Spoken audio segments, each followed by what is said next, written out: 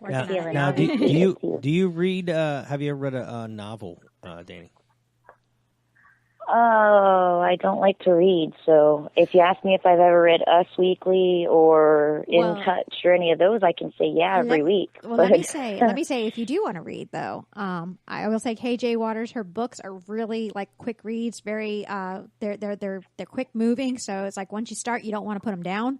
And she's got a whole series out, which is kind of fun for us here in Florida because it's called Stealing Time, and it's a story based on it takes place during Hurricane Charlie. And it's not just, Hurricane Charlie, but basically one of her main characters gets tossed back in time and all kinds of crazy stuff happens to her. And it's a series and it's pretty fun. And it's that's cool because it sounds like something I could definitely get into. Yeah. When I sit down to read something, if it doesn't get me within the first little bit, then I get bored with it and put it down. I'll go to something else. That's why I've never completed a whole book. Yeah, that's why I said something like that. Yeah, that would be really cool. Exactly. She's got a good. It's good, fast pace. It keeps going. It doesn't stall out or it doesn't have she doesn't get caught up in the weeds like some books do where they start getting detail. Like if you're reading Game of Thrones and he starts going off about what everybody was eating and he's getting into details over the food and stuff, you kind of start to glaze over, but none of that's in KJ's books. So it's really nice fast pace. It lots of action and it's kind of like she keeps you wondering, okay, what's going to happen next, what's going to happen, and it's going back and forth between Hurricane Charlie and back in the past where her main character gets tossed back to, and she basically gets tossed back to into England in the I'm trying to think, it's like the 1700s where basically they think she's a witch. And so you can imagine the kind of trouble a modern girl's going to run into in old England, not being kind of like a fish out of water, being out of her time. I could definitely get into that. Mm-hmm. Now I'm going to have to go find these. And, where are they sold so I can go look? She's got them on Amazon, and she's also got them the ebook versions too, so you can even download it and start reading it on your computer. Oh, that's a good idea too. Yeah. Is that cheaper to do? What do they charge to do it on the computer? I believe the ebooks were 99 cents usually. I read the ebook. How do you make money? Volume. Quantity. Volume. Well, I know, but I'm just saying. That's kind of crazy. Here we go. And welcome to the Tom the Treeman Show. This is Kat and with Tom and Styles and Danny, and we are speaking with KJ Waters. Yay! Hello, KJ. Hi. Oh, listening, and you have a listen. Tell her I'll give her a free book. Ooh. Oh, whoa! Danny, you get she just said you get a free book. Nice. Hi, sweet. Yeah, that's awesome, and I will totally get into that. Oh, yeah, I heard you talking about it. I was like, oh, Kat is selling my book. I love it. Yeah. How did Danny? Now this book that you're going to get. What we want to do is get some feedback. So we'll definitely get you the book to you, Danny, from KJ. Awesome, thank you. Now, KJ, I know you were working on some new material last time. How is that going? It's going great. I just got an edit back from my editor, and she loved it. I'm just developing a few more pieces of the storyline. I got some stuff for you, man. This is going to be a wild ride. Awesome. When Kat was, after she was talking to you and she read the book, this is probably about, I'm going to say about a month ago, maybe. A couple months ago. Yeah, a couple months. She came in here, she goes, you ain't going to believe it. This book is great. She goes, I can't wait till the next one comes out. I'm like, I can't believe I gotta wait. How long is it gonna take? And I'm like, calm down. I'm like, KJ will take care of you when she gets it. Calm down. I think I need to have you as one of my beta readers too. What about an early copy for you? Oh, that would be awesome. I'd love that. Let's see that. Definitely. Definitely do that. And then you can just tell me what you think, and then I'll, make a few tweaks, and then we can get back on the show when it comes out. I'm hoping to have it out in October. So coming right up, and I got to tell you, let me just tell you a little bit about it. It continues right where it left off. Ooh. So Ronnie's back in Florida, and she doesn't know why all that stuff happened, but right again, as you guys know, you live in Florida, Hurricane Francis is coming, and Hurricane Francis was as big as Texas, and it was a Category 5 when it was offshore. So that's the setup for the second book. She's getting ready for the storm. She tries to evacuate. Do you guys remember that? KJ, I'm having flashbacks of having to get the MREs ordered for South Florida, Palm Beach. Yeah, that it was crazy ridiculous. times. The amount of evacuations. It was the most in recorded history because the entire coastline of Florida was under hurricane warning. So Ronnie in the book tries to leave, but there's too much traffic, and she is forced to stay. Of course, Jeffrey's happy about that. He's the one who's going back. No, I'm not sure how I think about Jeffrey. Well, you'll get more of Jeffrey in this one. We'll see what you think then. I don't going to throw up with him. It makes for a good story, though. This time, though, the storm lasted for an entire Labor Day weekend. So Jeffrey has a chance to send her back to several different time periods. So I get to dabble in lots of different pieces of history that I find interesting. And the last time she goes back is to the lost colony of Roanoke Island. Do you guys know there's like it's one of the very first time people came to America from England, and they tried to set up a colony, and it failed. Yeah. John White was their governor. He went back to England to get supplies and to get help.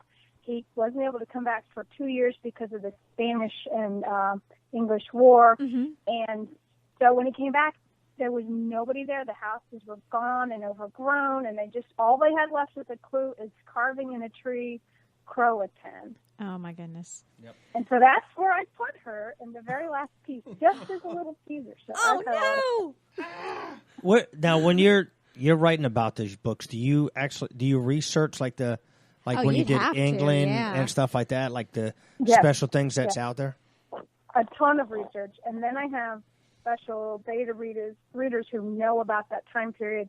And with this one, they go back, and most of the people that lived in that part, it's in North Carolina and Dare County, most of those were Native Americans. So of course, I got to do a lot of research about what they were like, what they ate, what they sat on, lots of things that a normal person would not know. But I'm trying to get it as realistic as possible.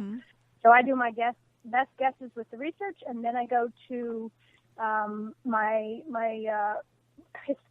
now I have a history professor who writes about Native American culture and history, and so he's going to make sure that I have that portion correct. I don't have an editor who does English language and what utensils they'd use and kind of what they would wear and that kind of thing. So he'll go through it for historical pieces. So I'm very thorough. I want it to be as accurate as possible, and I don't want readers to be like, wait a minute, that's not how it was. I want them to be satisfied in every possible way. So. Yeah, because otherwise, if something stands out, that somebody might be like, well, wait a minute, that's the wrong time period or whatever. It becomes a distraction.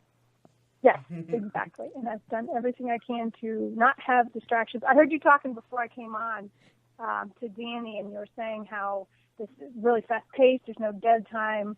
I've really done my very best to do exactly that, is to not have any, like some authors put in all this background information, and there's, you're just like, wait, get to the story. Yeah.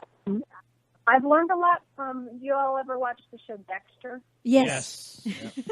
Favorite show ever, and I never can go to bed after watching it because you think it's, oh my God, it's the worst thing possible, and then they up it, and then they up it, and they up it, and it's like 10 steps later, you're like about to go through the roof. It's so intense. That's kind of what I try to do with my books, because there is no downtime. If you need background information, it gets thrown into dialogue. It gets thrown in little tiny pieces that it doesn't detract from the action for the story. So, are you gonna try to maybe market this out and possibly sell it, and maybe do like a J.K. Rowling's deal and hopefully get a movie out of it?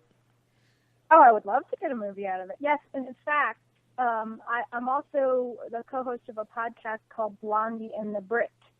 And the other co-host with me is she's won what's equivalent to an Oscar for a screenplay. Her name is Suzanne Kelman. And next spring, we're going to go pitch. I'll probably end up pitching Blow, which is my short story, because it's an easier format for a screenplay. It's shorter. But I would like to get both of them picked up. And so she's going to do some research and figuring out what green screen time you would need to do the hurricane sequencing and that kind of thing, and then figure out what it would cost someone to make this into a movie. But I mean, how cool would that be? Oh, that'd be freaking awesome. Wicked cool. Yeah. There's a gentleman that I actually did a movie, a short movie, and I can't. I got to remember the in between a break. I'll find the guy's information. But he was great. Going out there, we actually went at a hotel, and I was supposed to be the hotel manager, and it was when the oil spill was out. Oh wow! And basically, I was getting mad at my employee for always on his cell phone, and it was 25 cents off of the Bubba Love Sponge show, and I did, and I was the manager of it. I'll go ahead. What I'll do is I'll tweet it out on my. We'll pull it on. It's on YouTube. I know that. So. Oh, that's so cool. What was the movie? Do you remember the movie thing? Something oil, black oil, I think it was, but it was like but basically 25. The best line was, he said, "There's nothing black in this water except for me." Oh, jeez. Because he was talking about the oil spill, and because they were saying how it ruined a lot of the tourism and stuff. But meanwhile, it didn't. But they were just showing that, and that was the. Well, depending on where you were. Yeah. But I will, while you're talking, Kat, I'll go ahead and see. Let me see if I can find it. Well, I know, like Amazon and Netflix, they're always looking for ideas too for some of their originals. They like to do original stuff. Ah, yes, see. Yeah. I think it would be a great movie. I think it would be a lot of fun. And then I've got, all these other stories. They could even break Stealing Time up into a couple different movies. There's enough material in there. Yeah.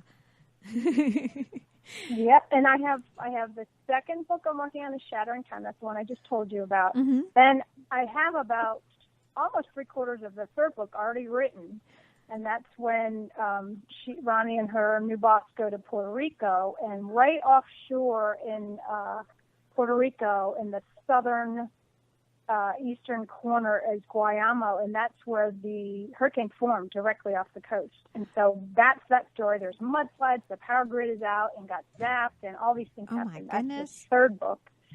And then I have one after that. So there's lots of material. If anyone wants to pick any of those up, we could make lots of movies. Oh, my goodness. I know. And I was watching, I think it was the Weather Channel a couple weeks ago, and they started talking about like a local urban legend, which, kind of like surprised me, and it made me think of you too when I heard about, because it was like about Hurricane Charlie was one of the hurricanes that's been affected by it, and it's cool. Tell me. It's called the I-4 Dead Zone. And I saw you tweet that out. Yeah. So I need to figure. Tell me what that is. That is so cool. There's this part of the I-4 highway between Orlando and Daytona, where it's like about a quarter of a mile, and it was built over a graveyard, a grave site of where there's like an immigrant family of 4 that the whole family was killed in yellow fever in the 1880s.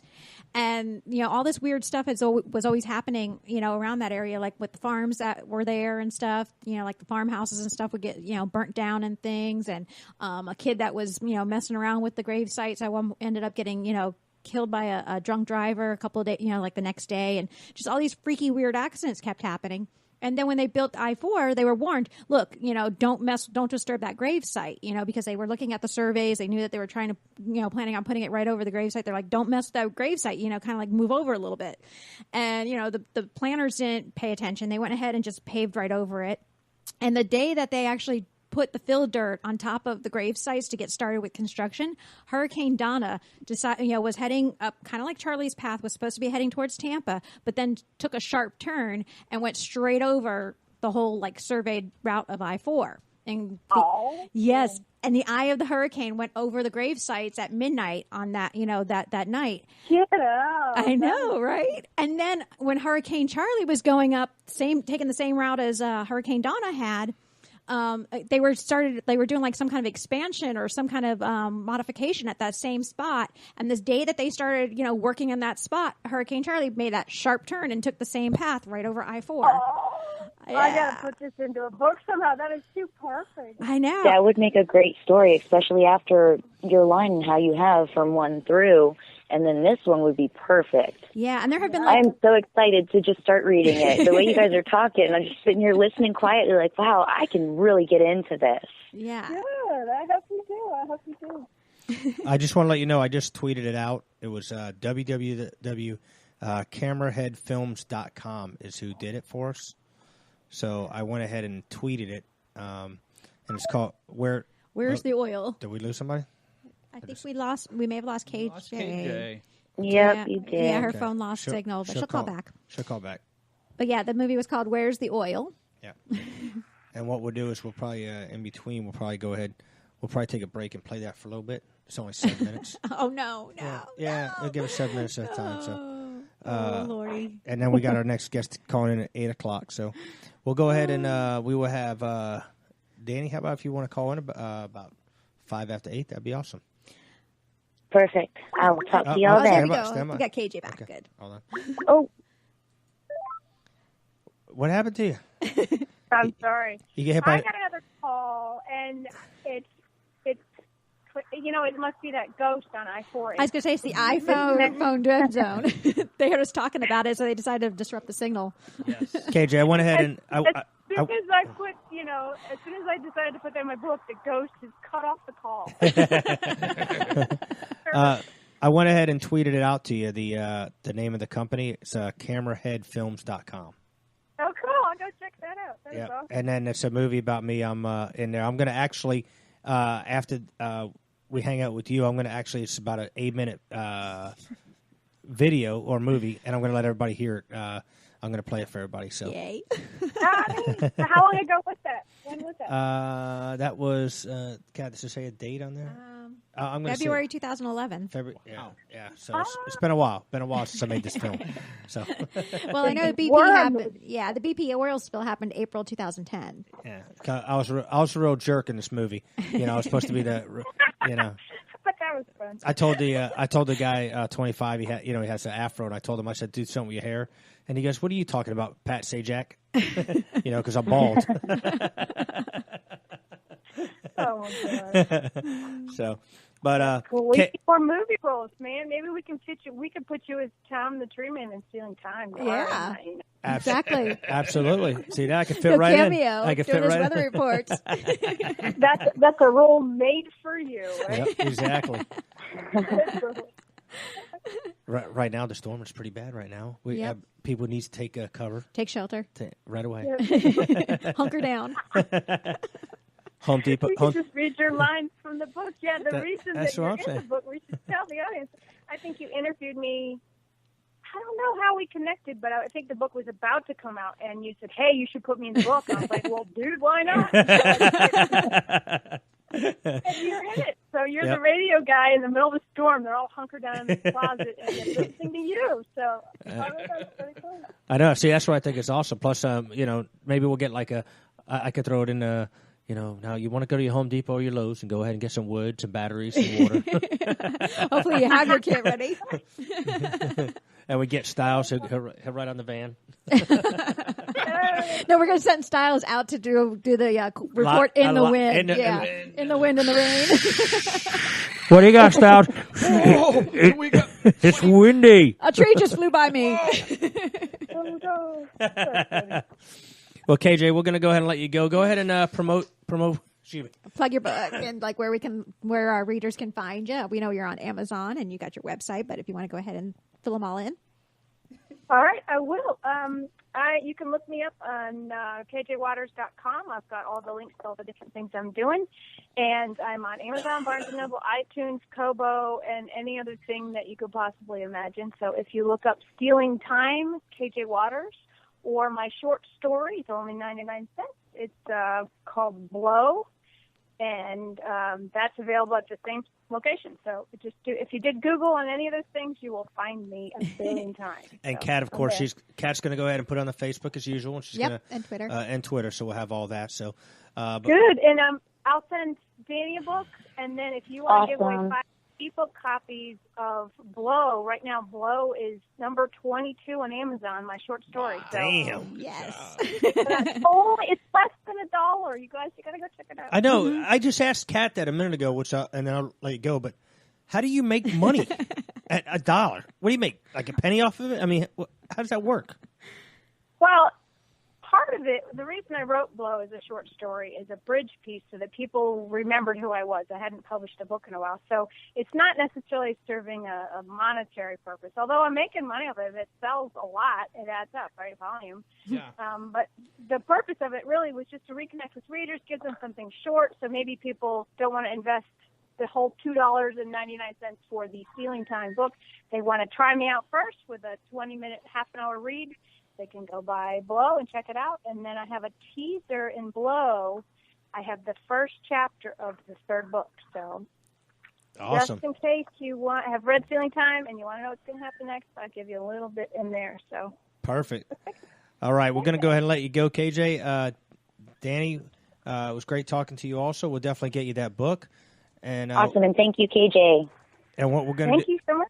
And what we're going to do is, like I said, going to hang up with you ladies real quick, and then stay tuned, still on here if you wouldn't mind, and just listen to this little film that I did. You'll hear my how good I am at acting. Can't wait. All right, thank you, ladies. Thank you, guys. See y'all soon. Okay, bye.